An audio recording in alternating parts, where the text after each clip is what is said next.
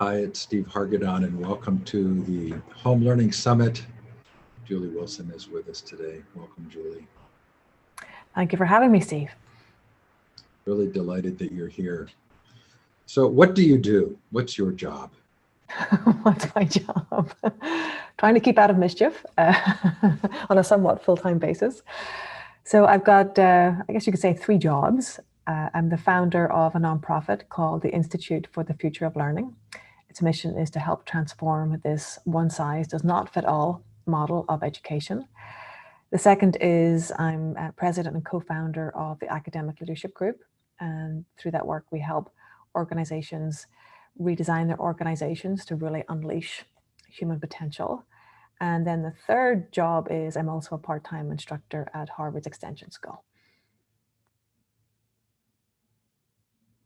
Do you have a story of school? Did you grow up with a story of school, and did it change? I guess my story of school is I liked school. So I like structure, and I'm a learning junkie. And I still have this memory. I think I was 5 or 6, and the teacher asked us to just bring in some art from home. And I remember having one of those plastic containers of juice that had a foil lid. And I took the lid off the juice and I put it on a piece of paper, and that was the sun. And I drew rays of sun coming out, and I, drew a couple of additional lines. And I had a super strict teacher. This was back in the day when the cane was a valid means of accountability, and I was on the receiving end of it because I was a talker in class. But I'll never forget, she looked at it and she said, "Julie, that is very creative." And I think my story of school is words can lift us up, they can destroy us, they can do something in between, and never underestimate the power of a teacher. That's so interesting. How has that played out in your own life? What do you work hard to do?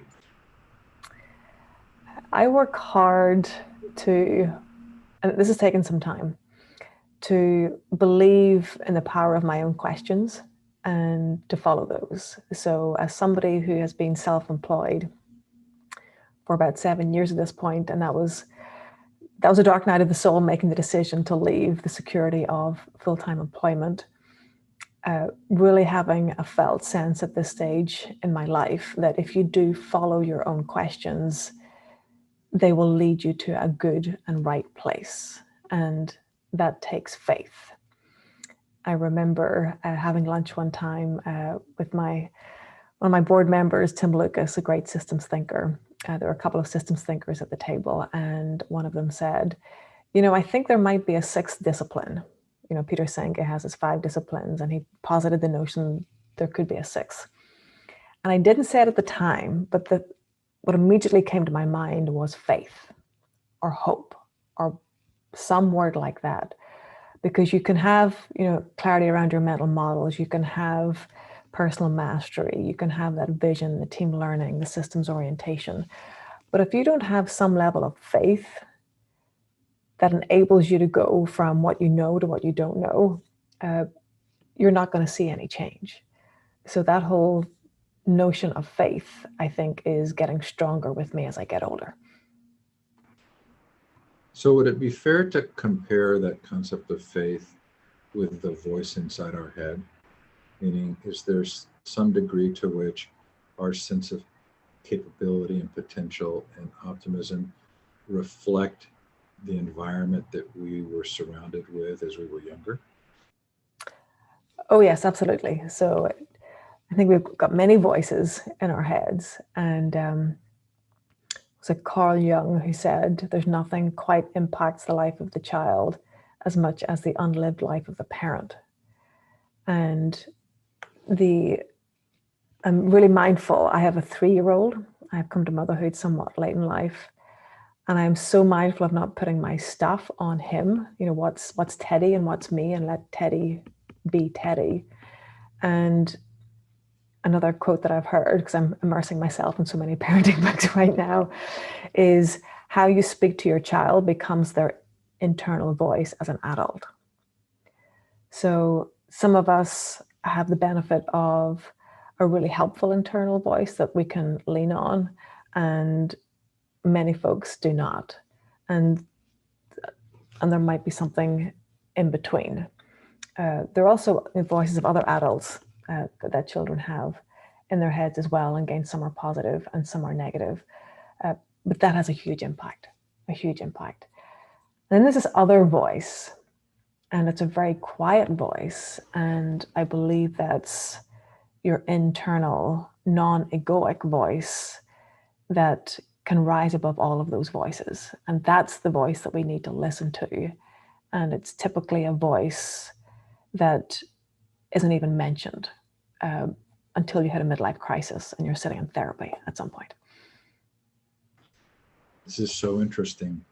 I've loved the dog whisperer, Caesar Milan concept. Do you remember?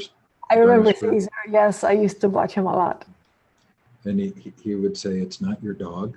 You think the problem is your dog, but you're the problem." So you just said that quote from Jung is just amazing. I'm stunned by it. Is it reasonable to think that some portion of what's happened with institutionalized schooling is that it has created a form of self-loathing in students, and that finding that capacity to think positively actually takes work? Yeah, I'm not sure if it's self-loathing as much as it is conditional regard. So if you get the 4.0 in the grade A, with that comes love. That's oftentimes how it's perceived and received, and what it might actually be, and positive regard. If you're consistently not meeting the bar, however defined, you're viewed as and often treated as and feel like you're less than some predetermined bar. As you know better than anyone, Steve, success in school is largely dependent on your skills in language, logic, and recall. And if your skills lie elsewhere, then you can be labeled a failure. And with that can come the self-loathing. Okay, so let's shift gears a little bit here. How important do you think this moment is historically? I think it is hugely important. I think it's the most important moment, at least in my lifetime. And I get the sense we're at the start of a disruptive decade. And that frame has been helping me, because I've had many a dark night of the soul with COVID. Again, I mentioned I like structure, I like control. So nothing like, a massive external force that you can do nothing apart from, good common sense safety measures. I'm getting my head out of that and more into, okay, I believe the 2020s will be a disruptive decade across the board, across industries, across geographies. It was hailed as a disruptive decade before COVID. And because I have one foot in education and one foot in industry in general, I'm reading more and more remarks from folks saying, our 5-year strategy, we've just implemented that in the last 6 months.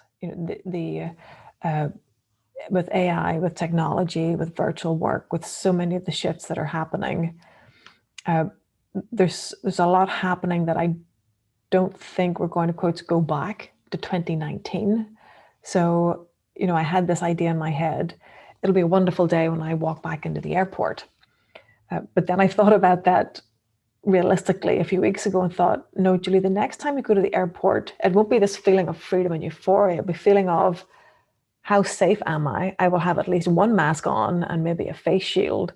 I'll be trying to work out, do I eat on the plane or do I not? Do I want to make sure that I've, eaten so I can take off my mask? I don't have to take off my mask. And all of that just seems so much more heightened. That's just one tiny, small example. coffee shops, restaurants 6 months from now. Who knows what number of businesses will necessarily have to shut their doors. In equal measure, we don't know what new businesses will start to flourish and take root, because we will have different needs, and industry and creative people have a way of discerning those needs and meeting them. So there's so much that's unknown right now, but I do feel that this is the start of a massively disruptive decade. And up until this point, there's been so much talk of innovation. It's this, glossy, sexy thing, innovation, transformation, fabulous, and also somewhat optional. You could choose to go down that path or not. And I think what we're finding is it's no longer optional for the vast majority of us, and it's not terribly sexy or glossy right now. It's messy, and it hurts, and it's difficult. So if schooling was already something of a system that tended to generate passivity or following, and if significant health restrictions are likely to involve more of that kind of following behavior, we need to follow these guidelines in order to make sure that everyone is safe. How do parents and students find areas for agency in that highly structured environment? Mm-hmm. This might not answer the question directly, Steve, but I would love to see, and this might be Pollyanna, education decoupled from custodial care for working parents. Because so much of the completely understandable angst and worry and threat right now is the fact that if I'm a working parent, and the vast majority of us have to work to pay the mortgage and rent and the bills, school is where the kids went during the day. And if school is closed, I am no longer able to go to work, sometimes physically, or to work remotely in the way that my organization needs me to, if I'm lucky enough to still have a job. So might we see, as we start to ask ourselves, what is it that we really need, start to dig into a different level of agency, where we start to see a different kind of, I don't even know what the word is, resourcing for childcare and for education, and for these to be decoupled in some way. When we look at this typical school day, and the vast majority of us look back on an education, how much of that day was truly worthwhile? And right now you've got millions of teachers beyond stressed, because the general sense is we need to in some way replicate the face-to-face model in either a hybrid or a completely remote setting. And it's not doable. So we have a system that it's a bureaucracy, so it's grounded in compliance and control and predictability, finding itself in a completely unpredictable reality, with the added external forcing function, as you mentioned, of there needing to be control, because it is a matter of life and death as a result of COVID. So within that massive constraint, I don't know what's going to happen, but something has to give. If we are looking at, I was reading a McKinsey report a few weeks ago, and the modeling they were looking at was best case scenario for some sort of return to normal being second or third quarter of 2021, potentially going out to 2023. Now, if I'm a school superintendent or head of school and I'm looking at that, I'm thinking, wow, there's part of me thinks we can get through this year just about, and maybe be somewhat whole by the end of it. But if we're looking at 2023, that's a fundamentally different equation. Are there any models for large-scale institutional change at the level at which we're thinking about? Meaning, is it much more likely that there will be disruptive innovation, which in and of itself means periods of time with inequality as different ideas are tried and different people do things? Or do you have some way of thinking about how a system as a whole could actually change that dramatically? So I'm going to systems thinking here, and also biomimicry. And also, I'm a farmer's daughter. And death is part of life. So as you ask that question, Steve, a nice model doesn't come to me. I would love a nice reference to pop into my head.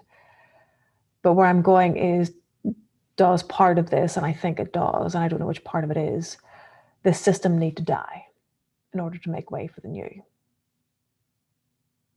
Well, certainly that conclusion would indicate a different set of paths for parents and students. Meaning, if you assume that the system will get better and it can go through the reform process, you'll make different choices than if you assume that the system is likely to die and you have to kind of fend for yourself. Mm-hmm. Are you giving advice to anybody, students or parents, who are in the middle of feeling lost and saying, here's how you can find a way forward? The the advice that I find myself giving people right now is, we need to lower the bar. So we're such, particularly here in the US, it's such a striving culture. And I'm a striver myself. I'm an achiever. You know, I like to push. I like to get things done. But you know, early on in the pandemic, we're not hearing this as much now, but early on there was this conversation about, is this the great pause?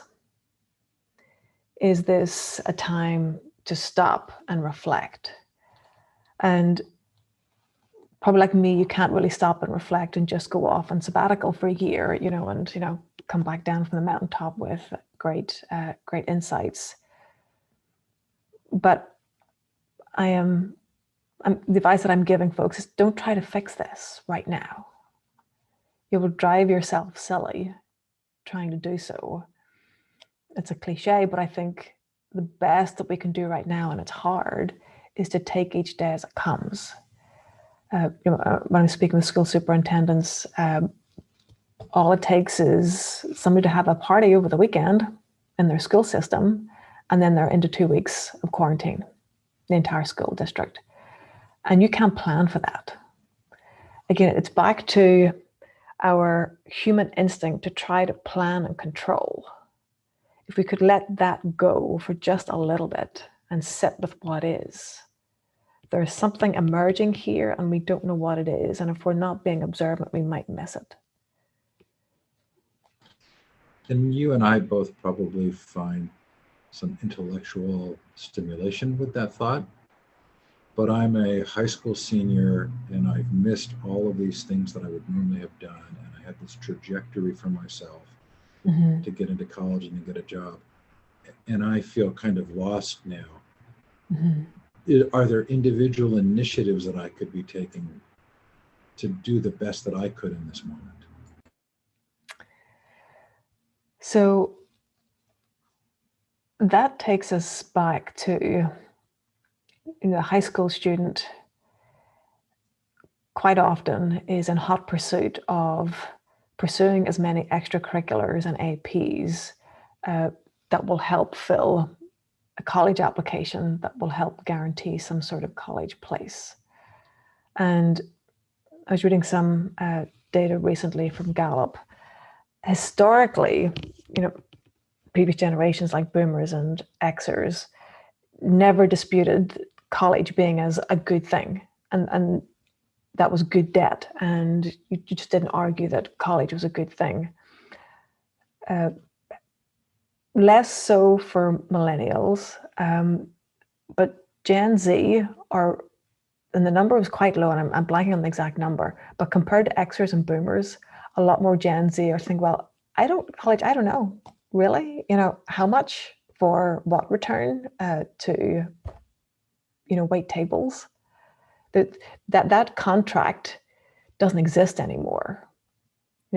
it existed because school is a sorting mechanism, fewer people going to college, less competition for middle-class jobs. It's now the case that you need a master's. That's now starting to be the hygiene factor to get a job. And it's not that you need that qualification for the job to do it. It's a way for recruiters to be able to sort 5,000 applications. It's a numbers exercise. So, I know of some high schoolers and they can see this. They can see it for the game that it is. And again, it goes back to it might be the school or it might be the parents or some other entity.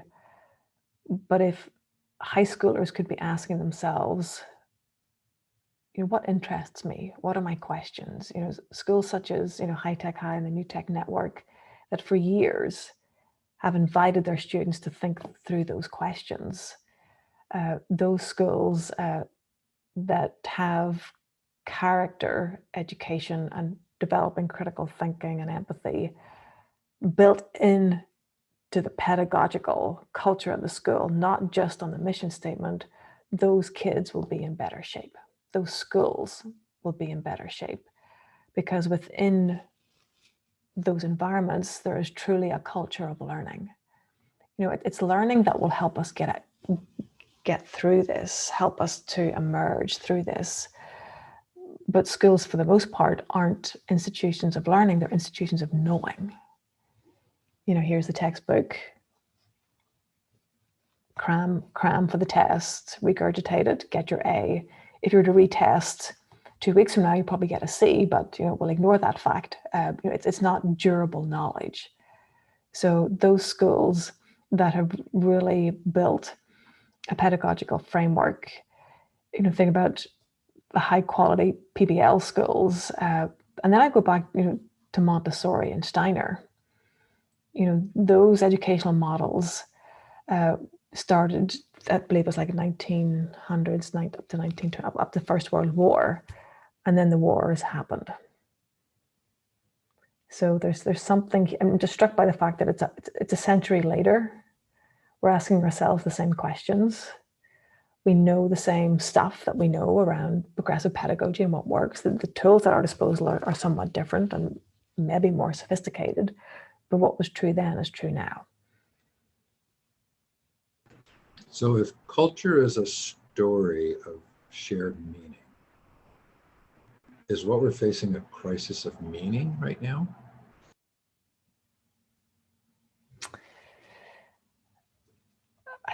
I think so. I think we've got a crisis at many different levels. Crisis of meaning, crisis of perceived predictability, crisis of perceived safety, crisis of perceived, this is how the world is, crisis of perceived guarantees where none ever existed, but the veil has been lifted and here we are. I think there are multiple crises happening now. Yeah, it seems like you've described the culture of a school or the shared sense of meaning and purpose that allow the school to respond to different circumstances. It seems like the same would be true for families. If you have some deep shared meaning, you have an ability to adapt and adjust. This is going to sound off the wall, and I'm not quite sure how I feel about it, but our youngest daughter took AP World History, and it really kicked her behind. And so for that year, I read almost all of the readings. And what I discovered was that the history of the world is a history of power and control, and that there's a delicate balance, even in the 20th century, a delicate balance between rational societies and ones that spin out of control and where large numbers die. How do we move forward here in some way to develop shared meaning when the institution that we would normally think of as providing that, school, is sort of secondary? Mm-hmm. Well,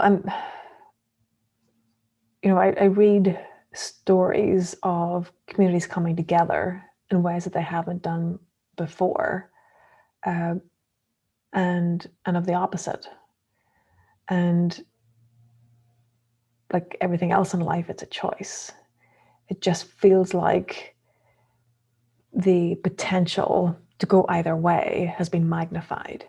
So if we take something like the internet, it's an incredible force for community and gathering. You know, you or I can connect with anybody in any other side of the world, and you do it all the time through your World Education series.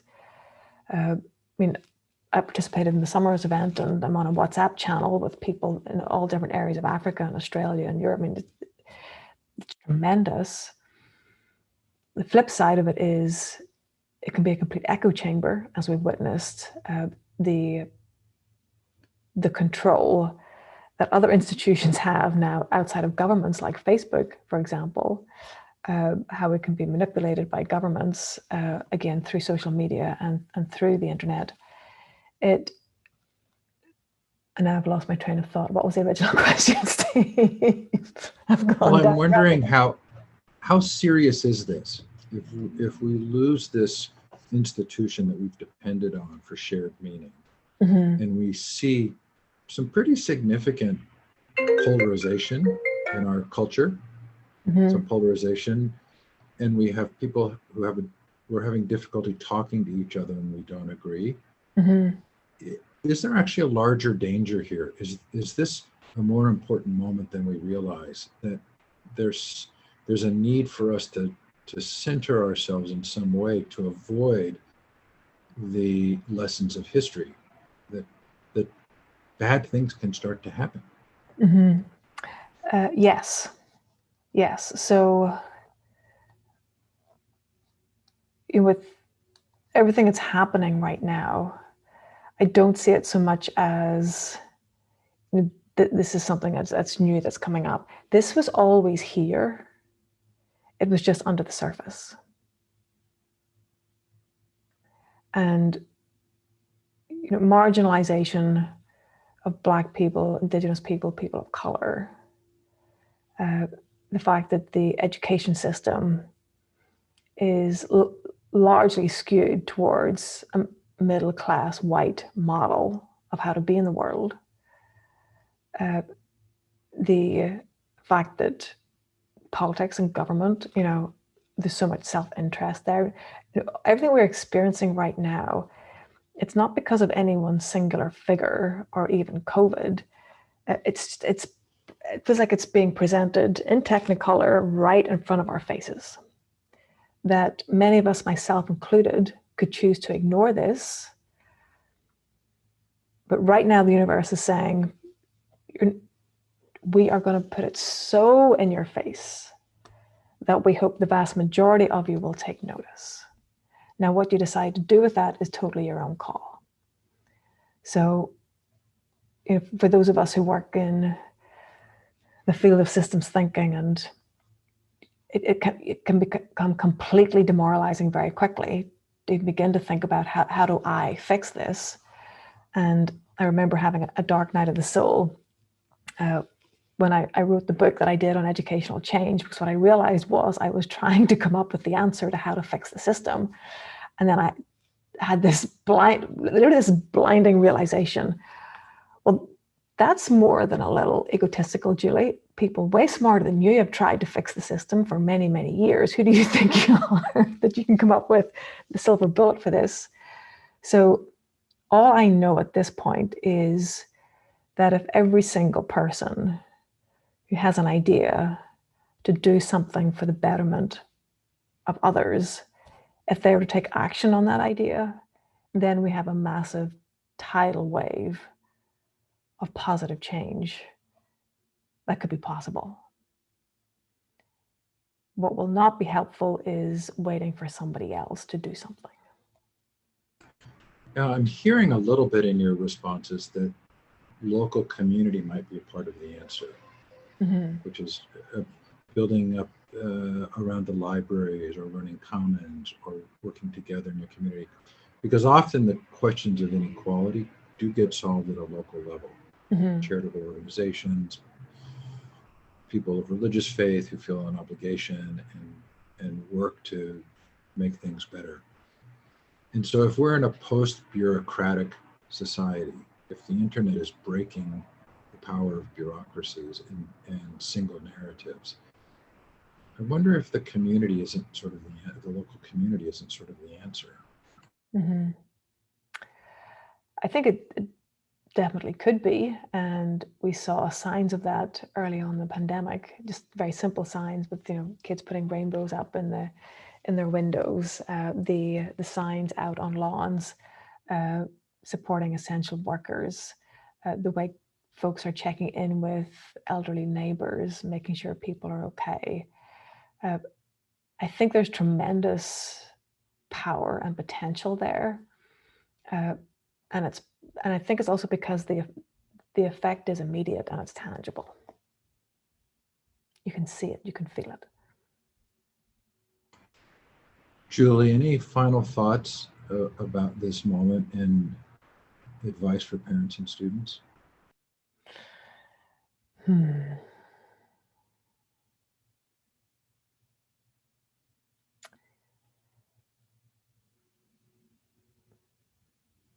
My advice would be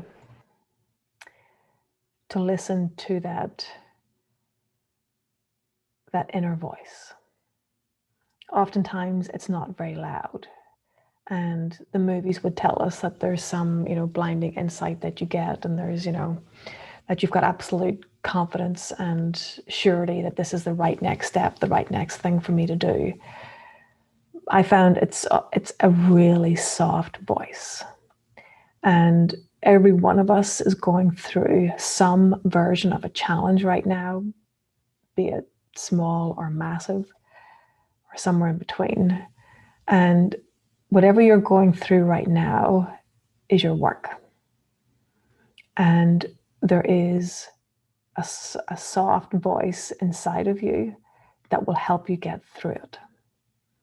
And if you could listen to it and take baby steps, then you will get yourself through it. And that will show up differently for everybody. Would it be fair to say that it's important to trust our own capacity to make meaning for ourselves and for those around us? Yes. I love Robert Kegan's work on adult development, and he talks about the 3 stages of socialized mind, self-authoring mind, and transformational mind. And according to Kegan's research, the vast majority of us are either socialized mind or somewhere in that socialized mind self-authoring transition. And Kegan argues in his book that no stage of mind is any better or worse than the other, but what's important is that your level of meaning making is equal to your environment. And I would argue that COVID is inviting us to be much more self-authoring. So I think it's an invitation for all of us to understand that we're not only living a narrative, we are writing a narrative every day with what we think, say, and do. And that those choices give us tremendous capacity to act and tremendous agency. Are there practices that help self-authoring? Is journal writing something you recommend? Journal writing is huge, yes, and very instructive. Particularly if you find yourself, as I have found myself in these past few months, going into a doom loop, nothing quite like the 3 a.m. staring at the ceiling when literally, the world's going to hell in a handbasket. If you can get that out on paper, that is so helpful. In equal measure, when you have a good day, journal on that as well. So where's the good? And really, really focus on that. Focus on your strengths, focus on the good. And journaling, it helps to make it object, as it were. It's out there, and it gives you that level of remove, a level of discernment, where you can notice patterns and then realize there are choices moving forward. Yes, journaling is very powerful.